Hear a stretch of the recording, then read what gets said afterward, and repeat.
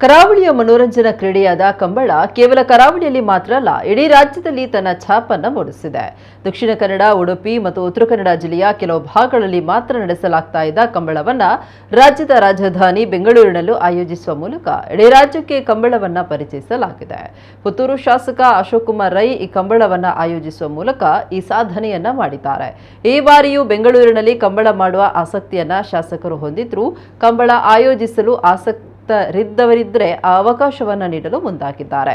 ಬೆಂಗಳೂರಿನಲ್ಲಿ ಕಂಬಳ ನಡೆಸಲು ಬೇಕಾದ ಎಲ್ಲ ವ್ಯವಸ್ಥೆಗಳನ್ನು ತಮ್ಮ ಸ್ವಂತ ಖರ್ಚಿನಲ್ಲಿ ನಿರ್ವಹಿಸಿದ ಅಶೋಕ್ ಕುಮಾರ್ ರೈ ಕಂಬಳದಲ್ಲಿ ಭಾಗವಹಿಸಿದ ಎಲ್ಲ ಕೋಣಗಳ ಯಜಮಾನರಿಗೆ 70,000ದಷ್ಟು ಹಣವನ್ನು ನೀಡಿ ಪ್ರೋತ್ಸಾಹಿಸಿದ್ರು. ಆದರೆ ಈ ಬಾರಿ ಬೆಂಗಳೂರಿನಲ್ಲಿ ಕಂಬಳ ಆಯೋಜಿಸಲು ಆಸಕ್ತರಾಗಿರುವವರಿಗೆ ಈ ಅವಕಾಶ ನೀಡಲು ಶಾಸಕ ಅಶೋಕ್ ಕುಮಾರ್ ರೈ ಮುಂದಾಗಿದ್ದಾರೆ. ಒಂದು ವೇಳೆ ಕಂಬಳ ನಡೆಸಲು ಯಾರೂ ಮುಂದೆ ಬಾರದೇ ಇದ್ದಲ್ಲಿ ತಾವೇ ಕಂಬಳದ ಉಸ್ತುವಾರಿಯನ್ನು ವಹಿಸಲು ನಿರ್ಧರಿಸಿದ್ದಾರೆ. ಶಿವಮೊಗ್ಗದ ಕಂಬಳದ ಬಗ್ಗೆ ನನಗೇನು ಗೊತ್ತಿಲ್ಲ, ಮಾಡ್ತೇನೆ ಅಂತ ಹೇಳ್ತಾ ಇದ್ದಾರೆ.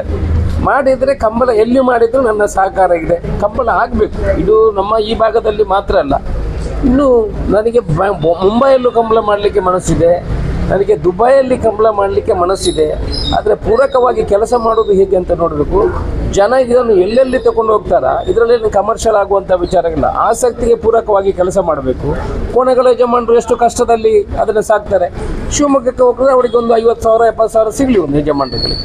ನಾನು ದುಬೈಗೆ ಹೋದರೆ ಒಂದು 5 ಲಕ್ಷ ರೂಪಾಯಿ ಸಿಗಲಿ. ದುಬೈ ನೋಡಿದಾಗ ಆಗ್ತದೆ, ಕೋಣಗಳನ್ನು ನೋಡಿದಾಗ ಆಗ್ತದೆ, ಜನರಿಗೆ ತೋರಿಸಿದಾಗ್ತದೆ. ಮಾಡಲಿ, ಅದಕ್ಕೆ ನಮ್ಮ ಸಹಕಾರ ಇದೆ. ನೋಡಿ, ಬ್ಯಾಂಗ್ಳೂರು ಕಂಬಳದ ಬಗ್ಗೆ ಎಲ್ಲರ ಹತ್ರ ಒಂದು ಪ್ರಶ್ನೆ ಇದೆ.